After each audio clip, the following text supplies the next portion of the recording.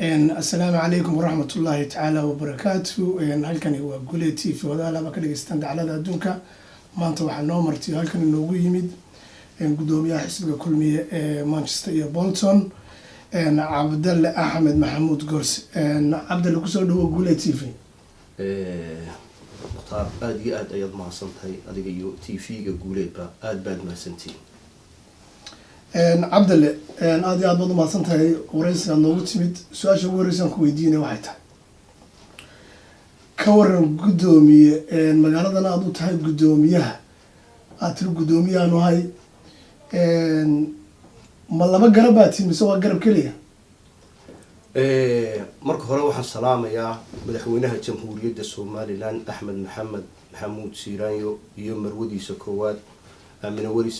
waxaa kale salaamayaa madaxweyne ku-xigeenka Saylici iyo marwadiisa sidoo kale. waxaa kale salaamayaa gudoomiyaha xisbiga kulmiye ahna murashaxa madaxweyne ee xisbiga kulmiye mudane Muuse Biixi Cabdi. aad baan u wada salaamaya iyo dhammaan shacabweynaha reer Somaliland meel kastoo ay joogaan aad baan u salaamayaa. marka xiga su'aashaad weydiisay haddaan dib ugu soo noqdo muxtaar magaaladan sidaad ogtahayba gudoomiyaheedu waa mid qura. gudoomiyaheedu waa aniga oo ah Cabdalle Axmed Gorsi. sababaha gudoomiyaha u noqday ama se gudoomiye lagu sharaxayna waxa weeye haddaan in yar kaaga taabto gudoomiyuhu waxa weeye de waa la kala dhaxlaa ee wax meel laga soo qaato maaha sida maanta madaxweynahaba loo kala dhaxlayo ee ninba ninka ka dambeeya uu uga tanaasulayo ayaan hab tanaasul ku helay oo aan maanta run ahaantii aan ka dhaxlay gudoomiyihii hore muddada dheer soo hayay gudoomiyenimada xisbiga kulmiye una soo halgamay sida xoogga lagu soo halgamay mudane Cabdillaahi Cismaan Jiqire runtii oo iga mudan meel kastoo uu joogo sharaf iyo cizi iyo karaamo iga mudan ayaa maanta aan xilka si sharaf leh oo loo dhan yahay shacbiyada weyn ee reer Manchester iyo Great Manchester iyadoo loo dhan yahay iyo guud ahaanba odayaasha xisbiga kulmiye aan kula wareegay halka iyada sharaftan. waa xaqiiqaha oo aanu maqalnay inay Manchester ay tahay laba garab laba gudoomiyana aad kala tihiin garabka kalena uu gudoomiye leeyahay afhayeen cid walba garabkiinuna uu leeyahay ma waxaa leedahay taasi ma xaqiiqa? wax xaqiiqo run ahaantii taasi jirta ma aha sababta aanay u jirin baa jira dee maadaama loo doortay qof sifa sharciyana loogu doortay shakhsi la yidhi gudoomiyaa tahay waxaan filayaa meeshaasi sharciyadda haddii dib loo eego inaanu gudoomiye wax la yidhaha oo kale aanay jirin ee uu kii shifada sharciga loogu doortay ahaan kii uun inuu yahay gudoomiye amase maamulka loo doortay magaaladaas iyada. waa xaqiiqa inay jirto waanaan wareysan doonaa garabkaa kale markaa garabkaa kale wuu jiraa waa xaqiiqa rag badan aad saxaabtihiin baa ku jira waana dhab waanaan wareysan doonaa hadda mar labaad kugu celiyo way jirtaa ma garab adiga kaa goostayba ma garabkii toosintoo kale aad beeto mee su-aashaada istaa dib baan kugu jawaabayaa mukhtaar waxa weeye de waxaad ka hadlaysaa waxaan maray dadkan anigu gudoomiyahay un baad ka hadlaysaaba ila tahay magaalada sidaan horena kugu soo sheegay kuguna soo bandhigay waxa weeye qof quro ayuunbaa ka gudoomiye ah way jiraan qaybo iyagu magaranaysa si aan sifo sharci ahayn loo yidhi gudoomiyaa tahay gudoomiye ku-xigeen baa tahay oo aan sifo sharciya soo marin laakiin waxay ku kala duwan yihiin wax walba marka sharciga iyo dastuurka xisbiga kulmiye siduu yahay loo maro ayaa qofka sharciga iyo dastuurkaastaa dadka kala saara. gudoomiyaha iyo garabkaa kale gudoomiyaha garabkaa kale waa loo fooday baa aanu ku haynaa haddana dhinaca saxaafadda waa loo fooday shira gulaha guddida fulinta joogtay waa loo fooday taas xaqiiqa maaha miya? foodkaa loo fooday sidaad ogtahayba maanta haddii aynu dib ugu noqono wax isweydiinteeda waxa weeye nin sida maanta ani la ii doortay sifaha la ii doortay maanta reer Somaliland ama se kasoo qaad xisbiga kulmiye guud ahaan sidii u dhan yihiin loogu doortay dee maaha isaga waxa loo doortay run ahaantii haddaynu daro anoo aan sidaa usii jeclayn inaan farageliyo ama aan falaqeeyo beeshiisaa dooratay. markaa waxaad leedahay waa gudoomiye beeleed aniguna waxaan ahay gudoomiyihii xisbiga kulmiye saas ujeeda waa siday tahay waaba sifaha loo kala duwan yahay weyse haddii dib loogu noqdo. waxaan maqalnay haddaan nahay bahda Gule TV inay maalin dhaweyto sabtiina dhaaftay xaflad weyn ay ku qabteen garabkaa kale ee uu hogaaminayo gudoomiyaha kale xafladaasi ma jirta Manchester ka dhacday 27 bish oo ay waliba isugu yimaadeen gudidii fulintu ay gudidii kale gudoomiyaha filna u yimid gudidii fulintu ay ka yimaadeen xafladaasi u jirtay Soomaa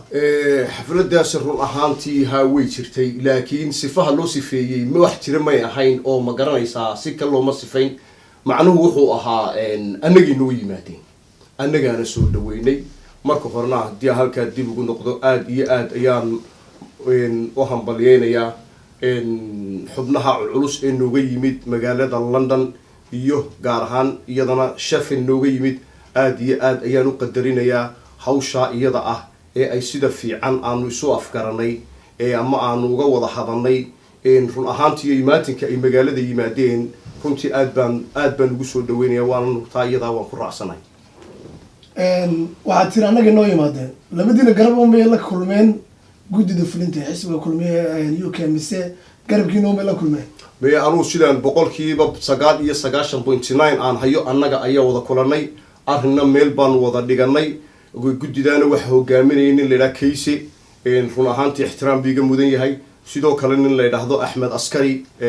Axmed Maxamed oo Askari lagu naanayso oo isna gudida fulinta kamida iyo nin kale oo oday la socda iyo gudi kale oo iyadoo Sheffield ayaa magaalada noogu yimid waxayna u yimaadeen si casuumadeed ba u yimaadeen oo magaalada lagu soo casuumay aroos aad u weyn oo ka dhacay magaalada ayaa lagu soo dhaweeyay hawshay u yimaadeen taasay ahayd run ahaantii hawshii markii ay guteen waajibkooda ahay magaalada u yimaadeen annaguna gacmo furan baanu u badnay ayaan u fidanay shir albaabada u xidhan yihiin ayaan wada fadhiisanay arrin baanu xaajaanu kala rognay waana inoo dhamaatay si fiicanna way noogu dhamaatay wada hadalkaygii jawaabaha iyo hawlaha dambe ee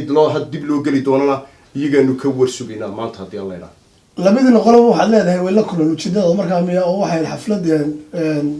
loo dhan yahay oo tii ugu horeysay Manchester ka dhacday annagu gule TV aan ognahay labadina dhinacba miyay la kulmeen oo mid walba gaarkood bay la kulmeen miya sidaan filayo waxa weeye anagu kali ahaan baan la kulanay markii aan anagu la hadlaynay noo gooni ahaan iyo gudoomiyuhu maadaama gudoomiyihii aan maanta magaalada ahay iyo maamulkii magaalada si buuran oo maamul ahaana ayaan ula kulanay si garab ah ulamaanu kulmin gudidii maanta London ka socod annagu baada gule TV waxa xaqiiqo ah oo website-da meelba ku jirta in garabka kale la kulmeen idinka la kulmeen marka taameed beenaysan garabka kale la kulmeen muxtaar taadu ma ka hayo وحقيقة أو ولا كل مجرب كلامنا وأنا دب مركب من الدفرس هذا ما يتاو حوي أظن بنكاهية هالكاية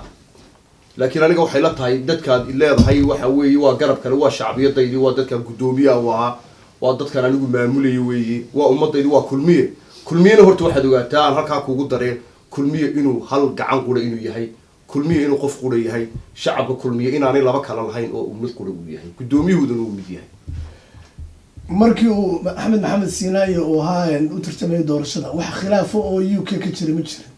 imika magaalo walba waa la isku haystaa Bristol baa la isku haystaa Cardiff baa la isku haystaa London baa la isku haystaa Manchester la isku haystaa waa maxay sababtu ma gudoomiyaha UK baa nin jilicsana ma dadkan imika wada tartamaya title bay wada doonayaan ma dawladda Muusabix haduu ku guuleystaan la doonayo in wada wasiir agaasimo laga noqdo waa maxay sababta ay meel walba la isugu haystaa waxaan hore u jirin ay ugu dhacday haddaan su-aasha kaaga jawaab celiyo muxtaar oo horta si weyn waxaad u ogaataa meesha aan raggu geeska istarin arrin ma hagaago waxaanan taa uga gol leeyahay meel kasta oo maanta hawl adag ka jirto ama maamul culus oo adag ka jiro runtii khilaafu kama dhamaado laakiin kulli waa la xilleeyaa taana waxaan ku jawaabi lahaa guurtidii maalinta dhaweyto noo timid ama raggii odayaasha ahay London ka yimid maanta noo yimid in casuunay sida buurana noo casuunay ayaa arrinkii wuxuu ka mid yahay hawsha su'aashaadi weydiisay in ay hawlgalkeeda ay ku maqan yihiin iyagana aan ka warsugayno fariinta aad u dirayso gudida fulinta iyo gudoomiyaha UK waa maxay runtii aad iyo aad baan u salaamayaa waxaan leeyahay hawshii iyada ahayd iyagu baan ka warsugaynaa haddii gudoomiye lagu doorto khilaafka Manchester uu dhamaado oo gudoomiye lagu doorto maxaad qabanaysaa waxa weeye haddii maanta halka la ii doortay iyo maamulka la ii doortay hadduu insha Allah ilaahay igu sii gacan qabto waxaan filayaa in ay Manchester ay noqon doonto meesha kow dalka UK run ahaan ay ishu qabato inaan la tartami doono magaalooyin waaweyn oo runtii aada u balaan sida London oo kale. si wanaagsan weeye aad iyo aad baad u mahadsantahay. su-aasha kale aan ku weydiinaya waxay tahay maxaad idinka iyo garabkan kale aad sisaan aada u wada fadhiisan weydeen, rag asxaabaatiin aada u wada hadli weydeen ee aada mid wada noqon weydeen? kolley waxaan filayaa su-aashaadii weydiisay waxa weeye hawsheedii waan ku guda jirnaa, waanay maqan tahay. kolley dadkan aad weydiinaysaan waxa weeye kolley waa dad waa reer kulmiyena sidaan kuu sheegay waxa weeye waa mid qura, khilaafkaasna wuu iska soo afjarmi doona hadduu ilaahay ilaa sida ugu degdega badan, waana lagu guda jiraa. fariinta su-aasha ugu dambeysaan ku weydiinaya waxaa tahay dadka ku dhageysanaya ee daclada adduunka kaa dhageysanaya, xitaa waxaa laga yaabaa in guddoomiyihii Muuse Biixi uu ku dhageysto. fariinta aada u diraysaa waa maxay iyo reer Manchesterba? waxaan leeyahay dhammaan reer kulmiye meel kastoo ay joogaan daclada adduunka dibadda iyo dalkiiba, waxaan leeyahay xisbiga kulmiye waa xisbi, waa mid qura. sida uu dalku uu mid qura u yahay ayuu xisbiga kulmiyena mid qura u yahay. waxaana la doonayaa xisbiga in si